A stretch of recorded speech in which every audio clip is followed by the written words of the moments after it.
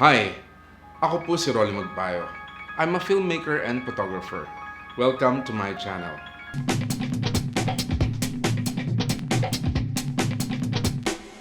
Sa video na to, tayo ay mag-unboxing at magte-test ng Yake 320C LED light.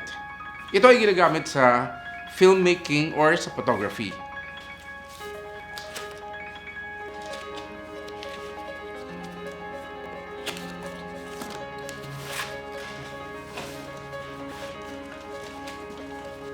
Itong Yake 320C ay may kasamang carrying case. Meron din silang mga packages na kasama na rin yung light stand. Ito mismo yung LED unit. I-mount ko lang.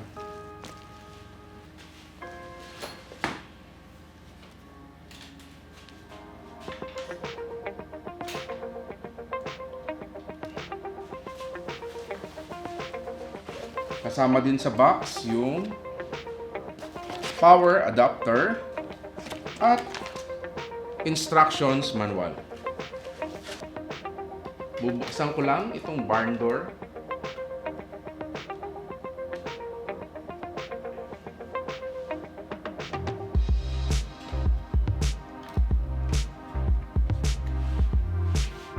Itong Yake 320C, pwede siyang nakasaksak sa kuryente or pwede mo siyang gamitan ng dalawang Sony battery. Kapag binili mo siya, meron na siyang kasamang dalawang Sony battery. Depende sa package, meron siyang mas malaking capacity at meron mas maliit. Ipapakita ko muna yung parts nitong Yake 320C. Ito yung harap.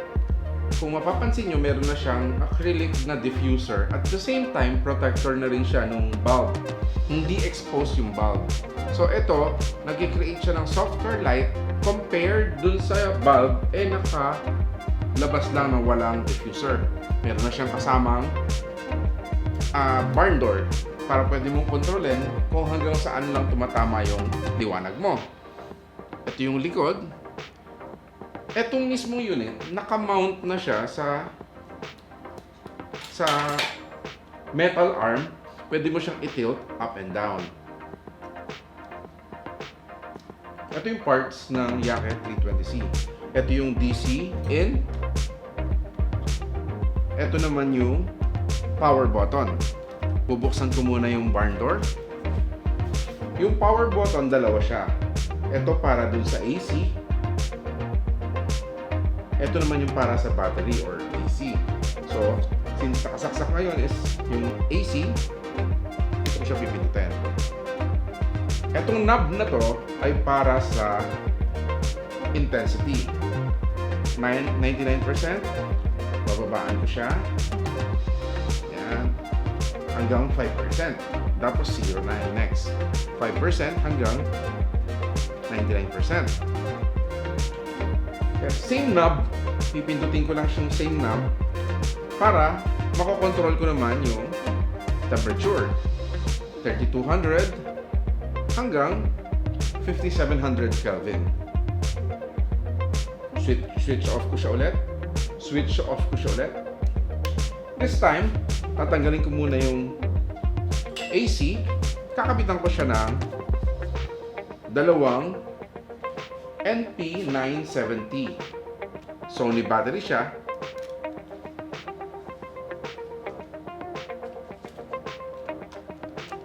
Tapos pag in-on ko siya, dito ko naman siya pipindutin.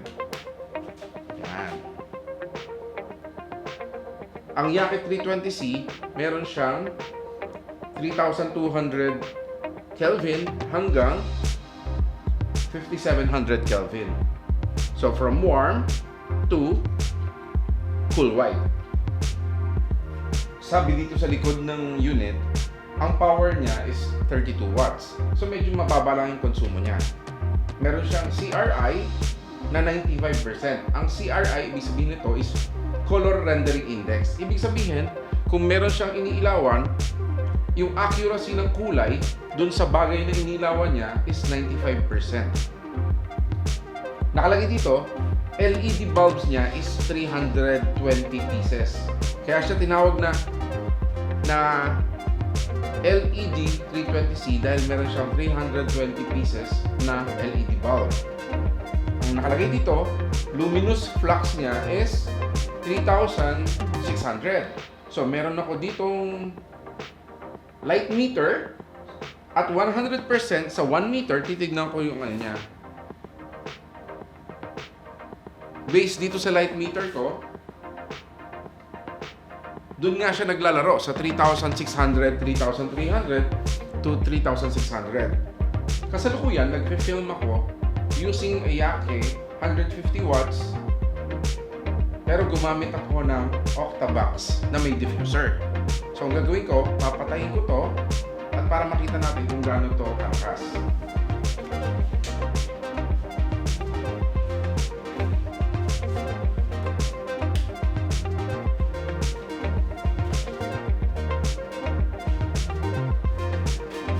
Pwesto ako dito, titignan ko sa light meter, nasa ISO 800 ako, 1/50, at sinusukat ko siya, nakalagay dito is F5. Kasalukuyan nasa F2.8 ako, so ibig sabihin mas malakas pa siya. At ito ay nasa 37%. So, hinaan ko pa siya. Ayan, nakalagay sa kanya is 2.8. So, sakto na yung ilaw niya at titignan ko kung ilang percent. 6%. Itatry natin ng full power.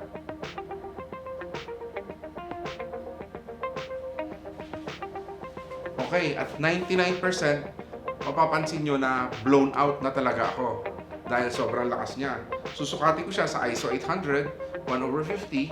Ang ibibigay niya sa akin is 9.5, f9.5. Ngayon, nakaset na yung camera ko sa f9.5. Tignan natin kung tama ba yung overall exposure ng subject. This is at 99%. Ngayon, susubukan ko naman na ilawan ito, pero ilalayo ko to para medyo mas lumaki ang coverage niya.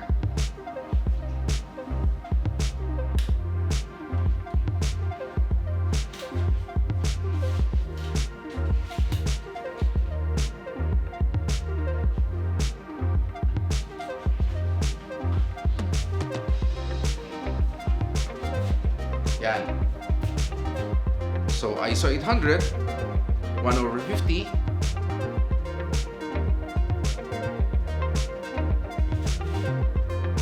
Nasa 6.3.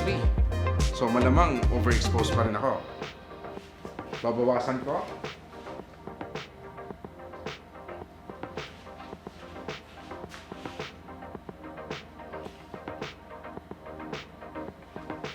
$7.1. Lagay ko sa 77%. F3.2. Kapag binili itong Yake 320C, meron siyang iba't ibang packages. So, eto mas malaki siya na baterya, F970. Bali mag-a-additional ka ng 2,000 para sa dalawang piraso. Tapos, pag isi-switch on ko na siya, papunta na dun sa battery. Yan. Pwede ko na itong tanggalin. Naka-battery power siya ngayon. So, meron silang mas maliit dito konti na 2 pieces, 1,000 lang yung additional dun sa package na to. Ang SRP ng Yake 320C ay nasa 6,900. Available to sa Vizen marketing.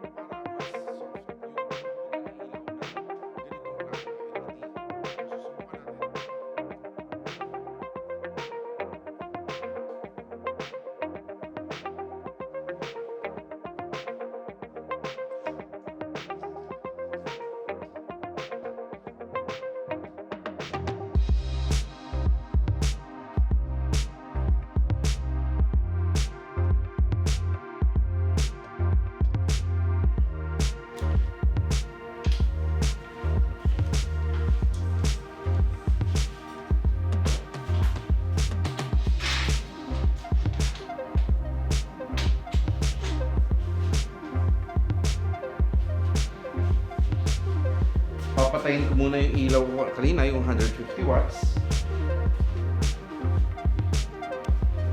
So, ayan.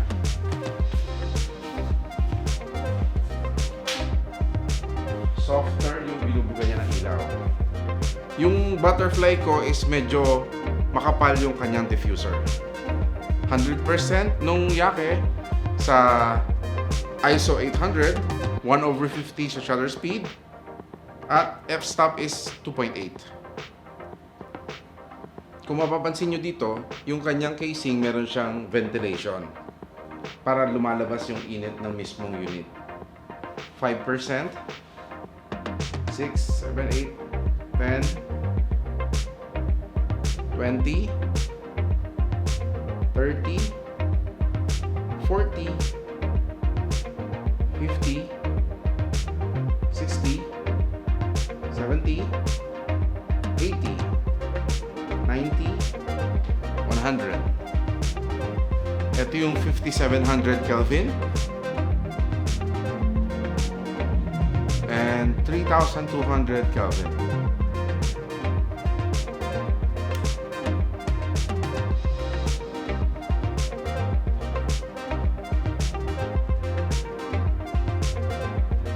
Yan ang Yake LED 320C.